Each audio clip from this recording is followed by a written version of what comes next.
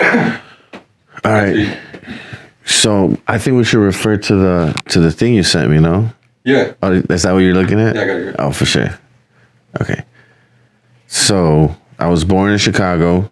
I was raised in Chicago till I was like about 8 or 9. And then we moved to this little southwest town called Cicero, right outside of Chicago, on the southwest side.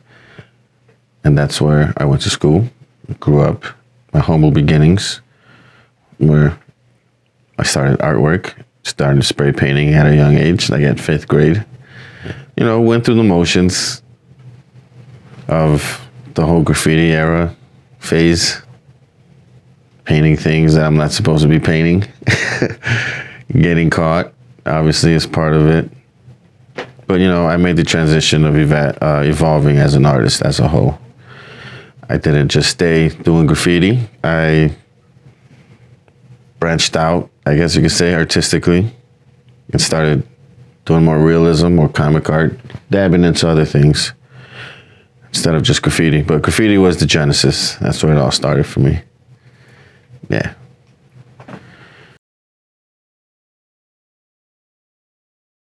I was in 5th grade the first time I got caught by the cops with some spray paint.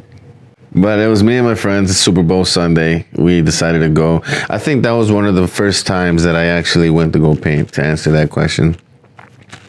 We were painting throughout the whole night. For some reason, it was a wise decision of ours to go paint on football Sunday. So we get caught, all 3 of us. The cops probably found like 7, 8 cans on me. I had a big, long jacket. So they got really upset that I had all those cans on me as a young kid. So they used a little intimidation tactic, and they started beating up my cans, and one of the cans exploded all over the cop's windshield, all over myself and my friends.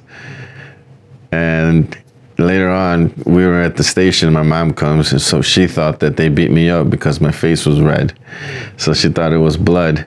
So she went into full Mexican mom mode and started cursing up a storm. And the detective came out, told her it was paint. And they caught me with a bunch of spray paint. And long story short, that was my first time. One of the first times I actually went out spray painting all out. Yeah, I should have stopped after we hit up some trains. You know, I was young. I was in 5th grade. I didn't really, did the proper precautionary steps involving the cops. We were just going all out. We didn't give a fuck. Well, I always doodled, because like I said, I was, about graffiti and hip hop as the whole culture. So I was still doing sketches in my books. I was still, doing artwork on my own, but I wasn't really taking it serious. It was mostly like a hobby of mine, because I didn't really have that motivation to go forward with it. So, because I was stuck working at the job where I was working at. Yeah, man, I was working at one of my family members' restaurant. I won't say the name, but I was working there for like close to 2 years when I realized, like, man, I got to make a move. So I'm in my lunch break, and this dirty, dusty-looking construction worker guy walks in, orders some food. I happen to be on my lunch break, doodling on a napkin, and he asked me if I was an artist with my work shirt on. And I agreed. I said, yeah. And he said he was opening up a restaurant, if I could do some canvases for him, and I agreed. And I did. And that was the first time I actually got paid for my artwork, which was more than I was getting paid at the current job I was at. When that little light came on, like, you know what? I think I can do this professionally. But still, it was a little nerve-wracking because I decided to follow, I guess my dreams, the skill set that I developed, and took it serious, which was another journey. There's a huge difference, bro. You have the violence aspect of everything around you.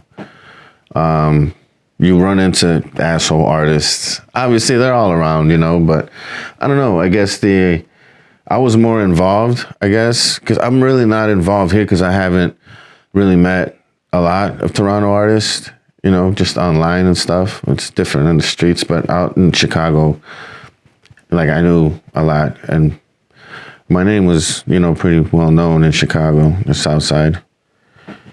So everybody knew me, And out here, it's like nobody knows you, so you have to start all over. It's just way different, I haven't really, like I said, experienced the whole art scene here. I've just seen that out here, it's very multicultural. It's very, very which is amazingly different and amazing at the same time. Because I'm used to back home artists with just one ethnicity, maybe two ethnicities at best, but mostly it was just Mexican. Let's see. The first thing I did was this, actually. This Laylo burner out there in Toronto. Shout out to Collective for letting me paint in their back of their shop. After that, I got a couple of jobs. I got a couple of commissioned projects out in Gotham Central. Shout out to my homie Carlos Lowe's. He let me paint his shop up a little bit with this trailer. That was pretty cool. Let's see. I did a Jamaican music studio. I did that. I did a couple of basketball gyms. King's Court. Shout out to the homie Sim. I did a couple of those for him. It was in basketball warehouses. Let's see. I'm teaming up with Richmond Hill Public Library to do a workshop for the kids in May. That's pretty cool. That's going to be exciting. Let's see.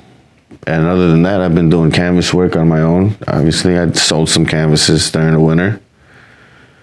And yeah, that's where I'm at with it.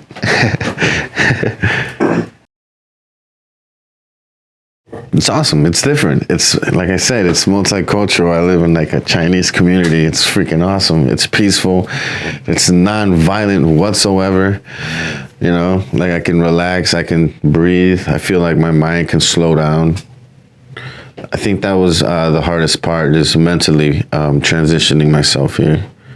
Because my mind was racing in Chicago, because you kind of have to be on your toes over there.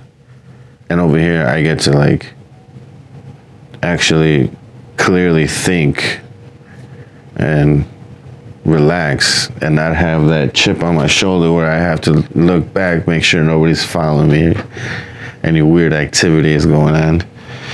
But I mean, it's awesome. I love it. I appreciate it. I'm freaking grateful. You can check me out on Instagram at Mr. Laylo, Laylo 85. I'm there on TikTok as well, the same name, Mr. Laylo, MrLaylo 85. I'm on there on TikTok. I'm on Instagram. I'm on Twitter. I'm on YouTube with the same name. You can find me there. Or my website that will be up shortly, coming soon. Stay tuned. Right. Yeah. That should be good. Sweet.